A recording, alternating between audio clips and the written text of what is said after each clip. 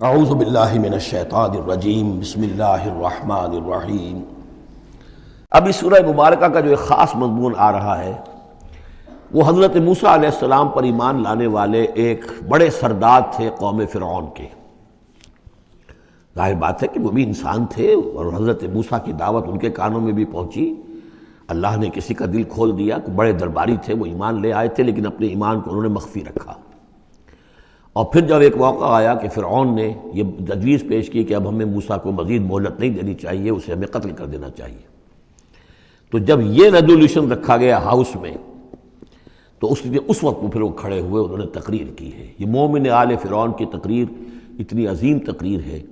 اور اس اللہ کے اس بندے کا اللہ نے وہ مقام بنایا ہے۔ پورے قرآن میں اتنی لمبی تقریر کسی اور نبی، بڑے سے بڑے رسول کی بھی نقل نہیں ہوئی جتنی کہ ان کی ہوئی ہے۔ نہ وہ نبی تھے نہ رسول تھے، فرعون کی قوم میں سے تھے، لیکن اللہ قدر فرماتا ہے جتنی فرمائے۔ لیکن اس کے لیے تمہید ہے، لقد ارسلنا موسیٰ بآیاتنا وسلطان مبین، اور ہم نے بھیجا تھا موسیٰ کو اپنی نشانیوں کے ساتھ اور کھلی سند کے ساتھ، الی فرعون وحامان وقارون، ہم نے بھیجا تھا فرعون کی طرف بھی، حامان کی طرف بھی، قارون کی طرف بھی۔ فقالوا ساحر کذاب، تو انہوں نے بھی وہی بات کہی تھی جو سورہ صاد میں حضور کے بارے میں کہی گئی، ساحر کذاب۔ حضرت موسیٰ سے بھی کہا گیا ساحر کذاب۔ فلما جاءهم بالحق من عندنا قالوا اقتلوا ابناء الذين آمنوا، تو جب وہ آئے حق کے ساتھ ہماری طرف سے حق لے کر، تو انہوں نے کہا کہ ان کے اقتلوا ابناء الذين آمنوا معه، جو لوگ اس کے ساتھ ایمان لائے موسیٰ کے ساتھ، موسیٰ پر، ان کے بیٹوں کو قتل کر دو، واستحیوا نساءهم، اور ان کی بیٹیوں کو زندہ رکھو، وما کید الکافرین الا فی ضلال، لیکن یہ داؤ جو ہے منکروں کا تو وہ بھٹک کر رہ جاتا ہے، اس کا نتیجہ کوئی نہیں نکلتا۔ یہ وہ بات ہے جو ہم اس سے پہلے پڑھ چکے ہیں سورہ اعراف میں۔ سورہ اعراف میں کہا تھا جو سردار تھے اس قوم کے، فرعون کے درباری، کہ موسیٰ کو قتل کر دیجئے، کیا چھوڑے رکھو گے اس موسیٰ کو تم؟ اور یہ تمہارا دین جو ہے یہاں فساد مچا رہا ہے زمین میں، لوگ اس پر ایمان لا رہے ہیں، جمع ہو رہے ہیں، اس کی طاقت بن رہی ہے، کب تک چھوڑے رکھو گے؟ لیکن جیسا کہ میں بتا چکا ہوں، جو اس وقت فرعون تھا وہ گویا کہ حضرت موسیٰ کا چھوٹا بھائی تھا۔ حضرت موسیٰ کو اللہ تعالیٰ نے فرعون کے محل میں پلوایا ہے، اور پہلے اس کے ہاں بڑا جو بوڑھا تھا جو اب چھوڑ چکا تھا، تخت زندہ تھا اس وقت بھی لیکن تخت چھوڑ، منفتاخ اس کا نام تھا، منفتاخ تھا جس وقت کے اصل حکومت کر رہا تھا جب حضرت موسیٰ کو دریائے نیل سے نکالا ہے اس کے محل والوں نے، اور وہ قتل کرنا چاہتا تھا، لیکن اس وقت اس کی بیوی جو تھی، اور غالباً وہ حضرت آسیہ ہیں جن کا ذکر سورہ تحریم میں آئے گا، امرأۃ فرعون، بہت نیک، کسی طریقے سے انہوں نے کہہ کے بچا لیا، قرۃ عین لی ولک، یہ تو میرے اور تمہارے لیے آنکھوں کی ٹھنڈک بن جائے گا۔ اس کے بعد یہ وقت آیا کہ جب حضرت موسیٰ علیہ السلام چلے گئے، ان کے ہاتھ سے وہ قبطی قتل ہو گیا، پھر وہ مدین گئے، مدین سے ہو کر واپس آئے، تو اب اس کا جو بیٹا تھا، یہ جو پیدا ہو چکا تھا بعد میں، پہلے تو حضرت موسیٰ ہی تھے، اس کے بعد اس کے ہاں بھی اولاد ہو گئی، ایک بیٹا ہو گیا، وہ ہے رامسیس سیکنڈ، وہ ہے رامسیس کے جو اس وقت اب تھا فرعون، اس لیے کہ بوڑھے باپ نے سارے امور سلطنت اس کے حوالے کر کے خود ریٹائرمنٹ لے لی تھی۔ اس کے سامنے جب پیش ہوئے اور اس کے سامنے درباریوں نے کہا کہ اسے قتل کر دو ورنہ تو یہ فساد مچا دے گا دنیا کے اندر، تمہارے ملک کے اندر،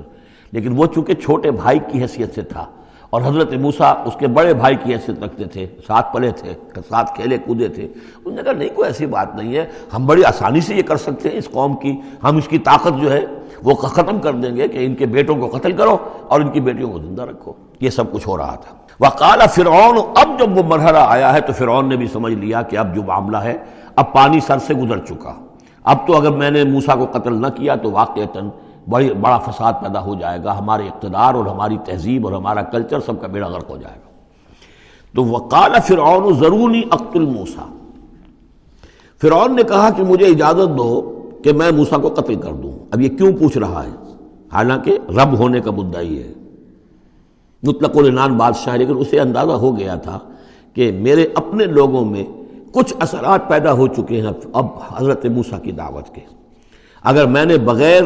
کنسنسس ڈیولپ کیے ہوئے تمام درباریوں کو اپنے کانفیڈنس میں لیے بغیر اگر کوئی اقدام کر دیا تو ہو سکتا ہے کہ اندر سے کوئی بغاوت ہو جائے،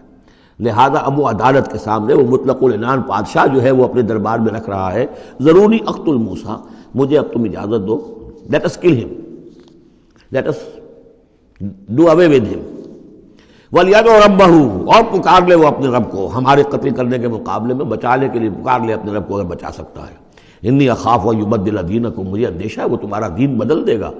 وَأَن یظہر فی الارض الفساد، یا زمین میں بہت بڑا فساد پیدا کر دے گا۔ وقال موسیٰ، اور موسیٰ نے کہا، یہ بات ان تک پہنچی ہوگی کہ دربار میں یہ مشورہ ہو رہا ہے، انہوں نے فرمایا انی عصت بربی وربکم، میں تو پناہ پکڑتا ہوں اپنے رب کی اور تمہارے رب کی، من کل متکبر، ہر متکبر کے مقابلے میں، لا یؤمن بیوم الحساب، جو یوم حساب پر ایمان نہیں رکھتا۔ وقال رجل مومن من آل فرعون یکتم ایمانہ، اور کہا ایک مومن مرد نے جو آل فرعون میں سے تھا، یکتم ایمانہ، وہ ابھی تک اپنے ایمان کو چھپائے ہوئے تھا۔ گویا کہ یہ وقت تھا کہ اب وہ کھڑا ہوا، انہوں نے کہا کہ گویا کہ اب بڑھ رہا ہے کہ میں ڈٹ کر بات کروں، اس لیے کہ یہ اقدام اگر فرعون نے کیا تو مسئلہ جو ہے اب وہ صورتحال بگڑ سکتی ہے۔ یہ ہے تقریر جو شروع ہو رہی ہے۔ وقال رجل مومن من آل فرعون یکتم ایمانہ اتقتلون رجلا ان یقول ربی اللہ، سوچو تم ایک شخص کو قتل کرنا چاہتے ہو محض اس جرم کی پاداش میں کہ وہ کہتا ہے میرا رب اللہ ہے۔ یہی الفاظ کہتے حضرت ابو بکر صدیق نے جب ایک مرتبہ ہجوم کیا ہے، مشرکین مکہ نے حضور پر حملہ کیا ہے، تو حضرت ابو بکر آڑے آئے ہیں اور یہی الفاظ کہے انہوں نے، اتقتلون رجلا ان یقول ربی اللہ، کیا تم ایک شخص کو قتل کرنا چاہتے ہو، یعنی